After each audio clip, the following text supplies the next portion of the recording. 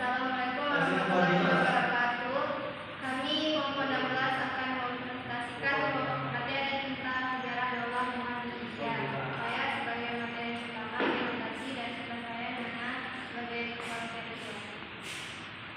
Materi pertama yaitu membaca sejarah peradaban Islam. Belum lengkap sebelum membaca sejarah Daulah Muhammadiyah karena ekspansi Islam masuk ke India yang berkembang itu tersebut sudah terjadi pada masa Daulah Umayyah berkuasa di Syria di bawah kepemimpinan Muhammad ibnu Qasim dan Qutaibah ibnu Muslim bersama Nabi Musa.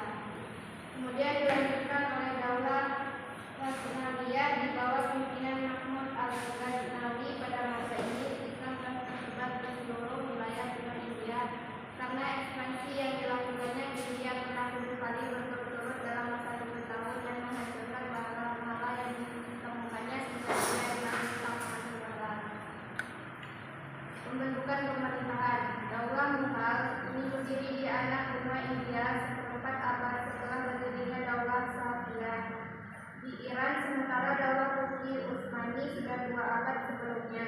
Oleh karena itu, di antara 3 kerajaan besar pada periode pertengahan Daulah Mughal inilah yang paling muda. Ketika itu, Hajjaj ibnu Yusuf, panglima perang Daulah Umayyah, mengirim pasukan ekspansi ke India di bawah kepemimpinan Muhammad ibnu Qasim dan Qutaibah ibnu Muslim bersama 6.000 tentara. Mereka telah berhasil menguasai India bagian barat, yaitu Hindi, Pakistan, Bukhara, Kandahar, Samarkand, dan Sindh. Akan tetapi, seluruh India belum dapat dikuasai dalam ekspansi yang pertama ini. Puncak kejayaannya adalah pada Sultan Mahmud al-Ghaznawi yang memimpin penaklukan ke India pada penghujung abad ke-9 yang berhasil menguasai seluruh India dan berkuasa di sana sampai tahun 1185 Masehi. Misi Mahmud al-Ghaznawi menaklukkan India adalah untuk menghancurkan masalah-masalah yang ada di sana. Jika itu dia ditawari uang melalui bangsa agar tidak menghancurkan berhala kepada mereka, tawaran itu ditolak. Sebagai gambaran betapa besarnya berhala pagoda yang dihancurkan di Samun tersebut, pagoda itu adalah yang terbesar dan terindah pada masa itu. Di belakang hari, begitulah Daulah Mughal di India yang didirikan oleh Jahangir Babur, seorang penguasa Praghna, salah satu dari 7 timur dan menjadikan Delhi sebagai ibu kotanya. Ia sangat berambisi dan bertekad menaklukkan Samarkand yang menjadi kota penting Asia Tengah saat itu. Pada mulanya ia mengalami kekalahan, tetapi karena mendapat bantuan dari Sultan Daulah Safawiyah, Ismail I yang berhasil menaklukkan Samarkand. Setelah Kabul berhasil ditaklukkan, Babur pun meneruskan ekspansinya di India. Ketika itu Ibrahim Lodi menguasai India dilanda krisis sehingga stabilitas pemerintah menjadi kacau karena alam paman dari Ibrahim Lodi. Permintaan itu diterima Babur dan pada tahun 1525 Masehi ia memimpin tentaranya menuju Punjab dan berhasil menaklukkannya dengan ibu kota Lahore. Raja-raja ini di seluruh India malah mendengar proklamasi 1526 yang mengandalkan Babur, pertanda berdirinya kerajaan Mughal Islam yang berbagai raja. Sementara itu, Afghanistan masih ada golongan yang setia kepada keluarga Ibrahim Lodi. Mereka mengangkat adik kandung Ibrahim Lodi bernama Mahmud menjadi sultan. Tetapi Sultan Mahmud Lodi dengan mudah dapat dikalahkan Babur dalam pertemuan dekat Gopra tahun 1529 Masehi. Sultan Humayun menggantikan ayahnya menjadi sultan kedua Daulah Umayyah di India. Dia tidak sehebat ayahnya, maka dalam melaksanakan pernikahannya selama 9 tahun tersebut ia terus banyak menghadapi tantangan. Di antara peperangan yang harus dihadapinya adalah menghadapi tantangan dan berantakan yang dilakukan oleh manusia. Pada tahun 1540 terjadi lagi pemberontakan yang dipimpin oleh Sher Khan di dalam pertempuran ini Humayun mengalami kekalahan dan terpaksa melarikan diri ke Kandahar dan selanjutnya diteruskan ke Persia.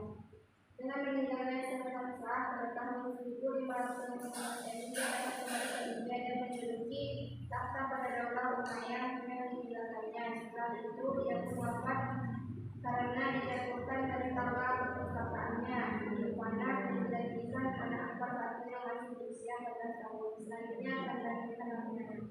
Kejayaan pemerintah dan perkembangan ilmu pengetahuan. Masa kejayaan Daulah Mughal ini ada di tangan 4 orang sultan, yaitu Sultan Akbar I, Sultan Jahangir, Shah Jahan, dan Aurangzeb. Sultan Akbar I. Sultan Akbar I memegang takhta kekuasaan Daulah Mughal dalam waktu yang cukup lama. Pada masa Daulah Mughal masih puncak kejayaan karena semua wilayah yang lepas pada masa Sultan Humayun dapat direbut kembali.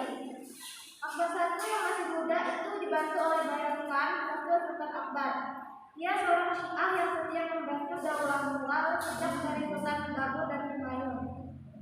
Namun di beberapa hari ia selalu memaksakan paham sekte Syiahnya dalam pemerintahan Akbar I, sehingga ia terpaksa diberhentikan dari jabatannya sebagai wakil sultan pada tahun 1561 Masehi.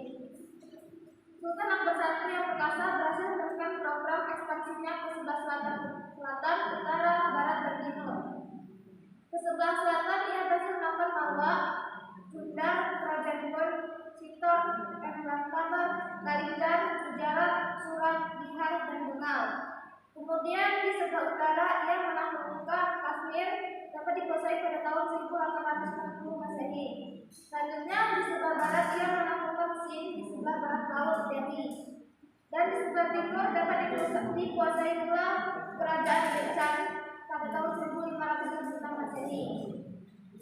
Nala dikuasai pada tahun 1568 Masehi, Ahmad Kamlar dan Assyur pada tahun 1601 Masehi. Dari aspek politik, Sultan Akbar menerapkan sistem politik toleransi, artinya semua penduduk atau rakyat India dipandang sama. Tidak lama setelah Sultan Akbar melakukan ekspansi yang sangat luas sebagai bagian tersebut di atas, ia meninggal dunia pada tahun 1600 Masehi. Kejayaan yang telah dicapai Sultan Akbar I masih dapat dipertahankan 3 sultan, sudahnya yaitu Sultan Jahangir, Jahan, dan Aurangzeb. Pada masa pemerintahan 3 sultan ini, orientasi politiknya lebih banyak diarahkan pada mempertahankan keutuhan kekuasaan yang ada, kemudian pada membangun ekonomi lewat pertanian, perdagangan, dan pengembangan budaya, seni, dan arsitektur. Kemajuan bidang ekonomi. Di sektor pertanian, hubungan komunikasi antara petani dengan pemerintah diatur dengan baik. Pengaturan itu lewat lahan pertanian. Ada yang disebut dengan DEH, yaitu merupakan unit lahan pertanian yang terkecil. Komite pertanian dipimpin oleh seorang mukadam, maka melalui para mukadam itulah pemerintah berhubungan dengan petani. Hasil pertanian yang terpenting ketika itu adalah biji-bijian, padi, kacang, tebu, dan sayur-sayuran serta rempah-rempah tembakau, kapas, dan bahan-bahan celupan. Hasil pertanian selain untuk kebutuhan dalam negeri juga diekspor ke luar negeri seperti Eropa, Afrika, Arabia, Asia Tenggara. Untuk meningkatkan produksi, Sultan Jahangir mengizinkan Inggris dan Belanda mendirikan pabrik pengolahan hasil pertanian di tanah Surat. Kemajuan di bidang seni budaya. Kemajuan di bidang ekonomi berdampak baik. Karya seni yang menonjol adalah karya sastra berbahan para penyair istana, baik yang berbahasa Persia maupun berbahasa India. Penyair yang terkenal adalah Muhammad Jayazi, seorang sastrawan sufi yang menghasilkan karya besar yang berjudul Fatmayat, berisi tentang kebajikan jiwa manusia.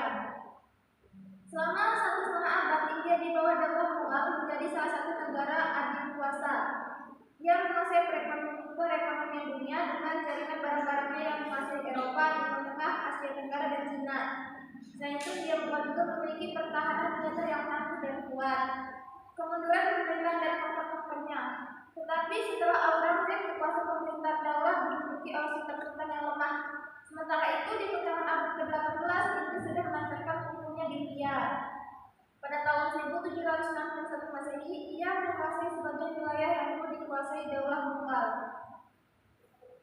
Pada tahun 1803 Masehi, Delhi dikuasai oleh Inggris dan penguasa Mughal dan rakyat berada di bawah tekanan Inggris. Karena rakyat merasa ditekan, maka mereka baik yang beragama Hindu maupun Islam bangkit mengadakan pemberontakan. Mereka meminta kepada Bahadur Shah untuk menjadi lantang perlawanan dalam rangka mengembalikan kekuasaan Daulah Mughal di India. semakin menguasai ilmu kedua melawan rakyat India terhadap penjajah Inggris, tetapi ia dapat dikalahkan Inggris karena Inggris mendapat bantuan dari beberapa penguasa lokal Hindu dan Muslim. Pada tahun 1850 Masehi, Inggris menjatuhkan hukuman yang kejam terhadap para pemberontak. Mereka diusir dari kota Delhi, rumah-rumah ibadah banyak yang dihancurkan oleh pengaruh kuat. Dengan demikian, berhasil kekuasaan Daulah Umayyah di daerah India yang tinggal di sana adalah umat Islam yang terus mempertahankan eksistensi mereka. Ada pula beberapa faktor yang menjadi penyebab kehancurannya, yaitu sultan-sultan yang diangkat setelah Sultan Aurangzeb adalah orang-orang lemah yang tidak mampu membenahi pemerintahan. Ditambah lagi kemerosotan moral yang hidup bermewah-mewah di kalangan elit politik yang mengakibatkan pemborosan dalam ketua uang negara. Sekian presentasi dari kami. Jika ada kesalahan dari mohon maaf. Wassalamualaikum warahmatullahi wabarakatuh.